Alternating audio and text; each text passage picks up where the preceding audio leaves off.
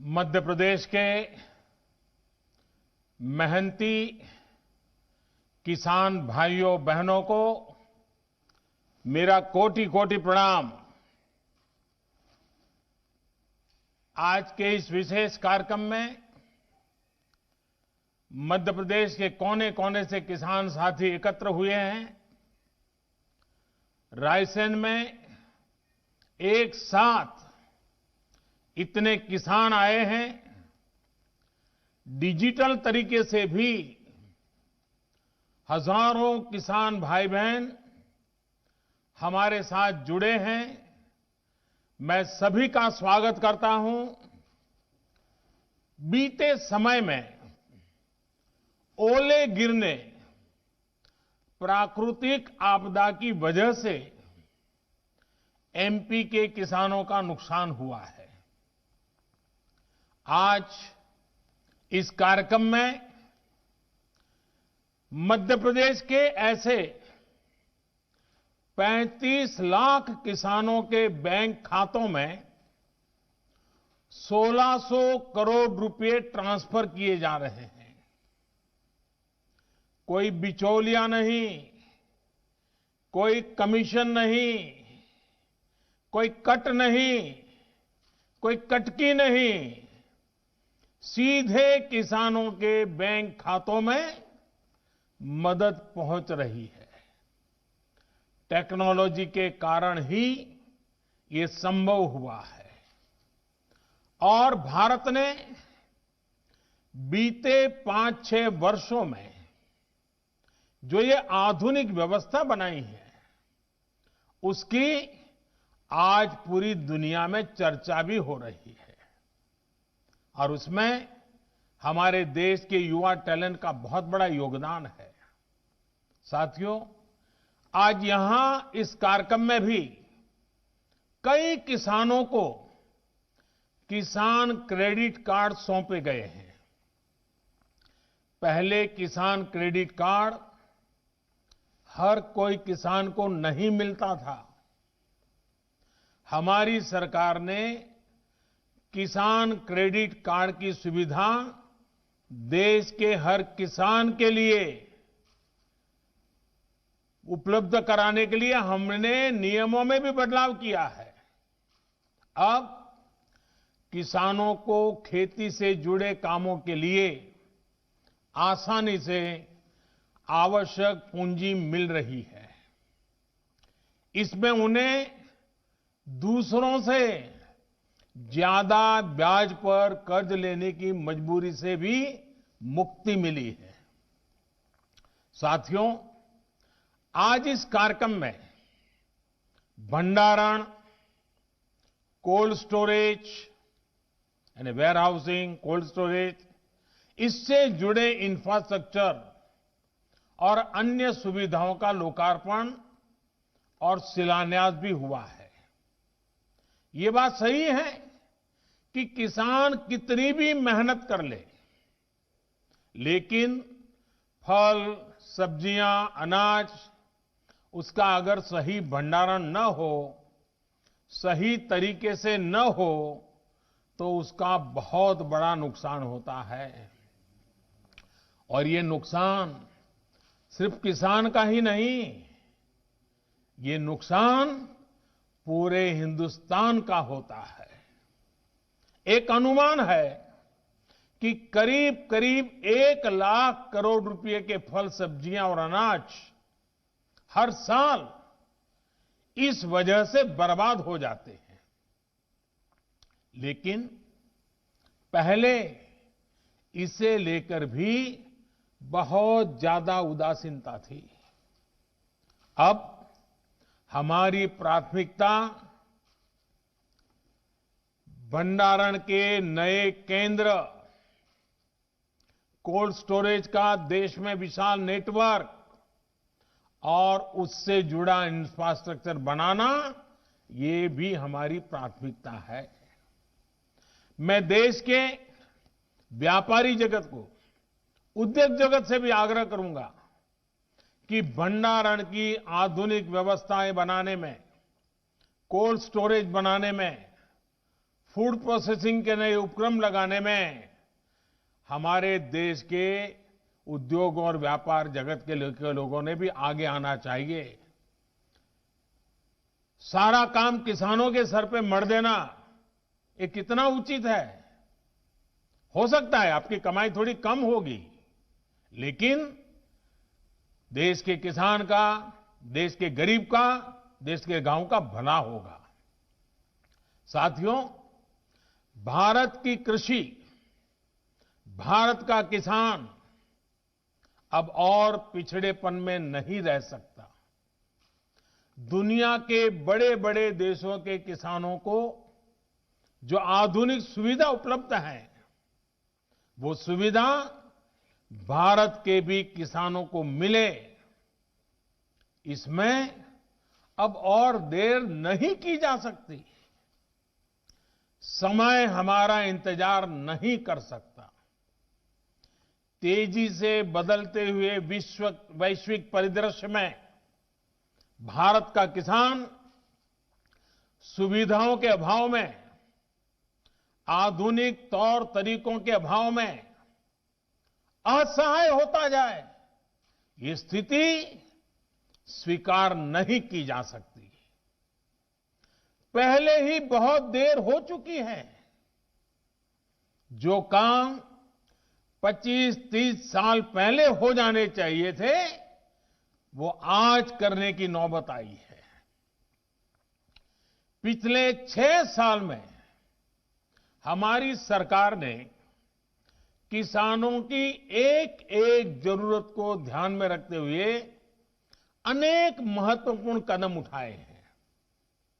इसी कड़ी में देश के किसानों की उन मांगों को भी पूरा किया गया है जिन पर बरसों से सिर्फ और सिर्फ मंथन चल रहा था। बीते कई दिनों से देश में किसानों के लिए जो नए कानून बने, आजकल उसकी चर्चा बहुत है। एक कृषि सुधार, ये कानून रातों रात नहीं आए हैं। पिछले 20-22 साल से इस देश की हर सरकार ने, राज्यों की सरकार ने इस पर व्यापक चर्चा की है। कम अधिक सभी संगठनों ने इन पर विमर्श किया है।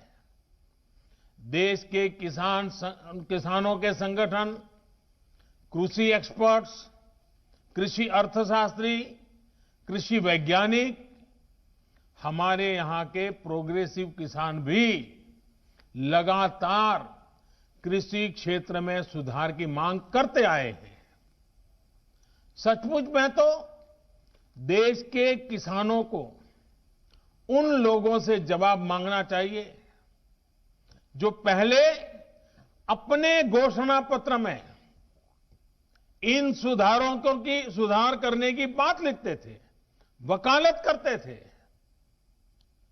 और बड़ी बड़ी बातें करके किसानों के वोट बटोरते रहे, लेकिन अपने घोषणा पत्र में लिखे गए वादों को भी पूरा नहीं किया। सिर्फ इन मांगों को टालते रहे क्योंकि किसानों की प्राथमिकता नहीं था और देश का किसान इंतजार ही करता रहा। अगर आज देश के सभी राजनीतिक दलों के पुराने घोषणा पत्र देखे जाएं, तो उनके पुराने बयान सुने जाए, पहले जो देश की कृषि व्यवस्था संभाल रहे थे, ऐसे महानुभावों की चिट्ठियां देखी जाए, तो आज जो कृषि सुधार हुए हैं वो उनसे अलग नहीं है। वो जिन चीजों का वादा करते थे, वही बातें इन कृषि सुधारों में की गई हैं। मुझे लगता है उनको पीड़ा इस बात से नहीं है कि कृषि कानूनों में सुधार क्यों हुआ। उनको तकलीफ इस बात में है कि जो काम हम कहते थे लेकिन कर नहीं पाते थे, वो मोदी ने कैसे किया, मोदी ने क्यों किया, मोदी को इसका क्रेडिट कैसे मिल जाए। मैं सभी राजनीतिक दलों को हाथ जोड़ के कहना चाहता हूं, आप सारा क्रेडिट अपने पास रख लीजिए। आपके सारे पुराने घोषणा पत्रों को ही मैं क्रेडिट देता हूं, मुझे क्रेडिट नहीं चाहिए। मुझे किसान के जीवन में आसानी चाहिए, समृद्धि चाहिए, किसानी में आधुनिकता चाहिए। आप कृपा करके देश के किसानों को बरगलाना छोड़ दीजिए, उन्हें भ्रमित करना छोड़ दीजिए। साथियों, ये कानून लागू हुए 6-7 महीने से ज्यादा समय हो चुका है, लेकिन अब अचानक भ्रम और झूठ का जाल बिछाकर अपनी राजनीतिक जमीन जोतने के खेल खेले जा रहे हैं। किसानों के कंधे पर बंदूक रखकर वार किए जा रहे हैं। आपने देखा होगा, सरकार बार बार पूछ रही है, मीटिंग में भी पूछ रही है, पब्लिकली पूछ रही है, हमारे कृषि मंत्री टीवी इंटरव्यू में कह रहे हैं, मैं खुद बोल रहा हूं कि भाई आपको कानून में किस क्लॉज में क्या दिक्कत है बताइए। जो भी दिक्कत है वो आप बताइए। तो इन राजनीतिक दलों के पास कोई ठोस जवाब नहीं होता, और यही इन दलों की सच्चाई है।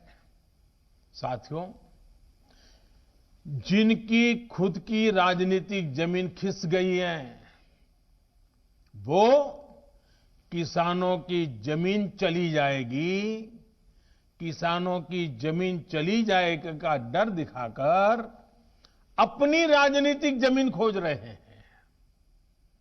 आज जो किसानों के नाम पर आंदोलन चलाने निकले हैं, जब उनको सरकार चलाने का या सरकार का हिस्सा बनने का मौका मिला था, उस समय इन लोगों ने क्या किया, ये देश को याद रखना जरूरी है। मैं आज देशवासियों के सामने, देश के किसानों के सामने, इन लोगों का कच्चा चिट्ठा भी देश के लोगों के सामने, मेरे किसान भाइयों बहनों के सामने आज मैं खुला करना चाहता हूं, मैं बताना चाहता हूं। साथियों, किसानों की बातें करने वाले लोग आज झूठे आंसू बहाने वाले लोग कितने निर्दयी हैं, इसका बहुत बड़ा सबूत है स्वामीनाथन कमेटी की रिपोर्ट।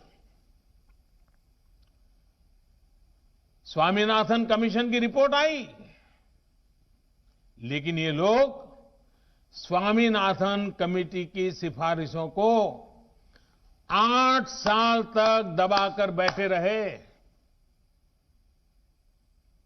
किसान आंदोलन करते थे, प्रदर्शन करते थे, लेकिन इन लोगों के पेट का पानी नहीं लिहला।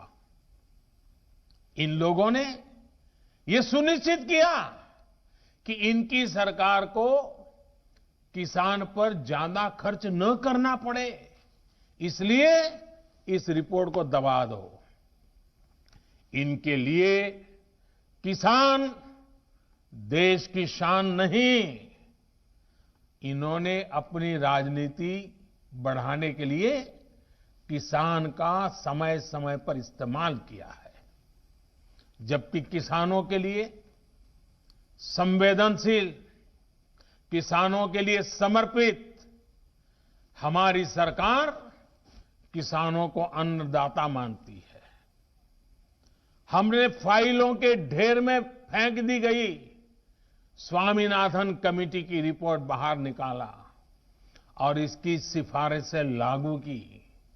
किसानों को लागत का 1.5 गुना एमएसपी हमने दिया।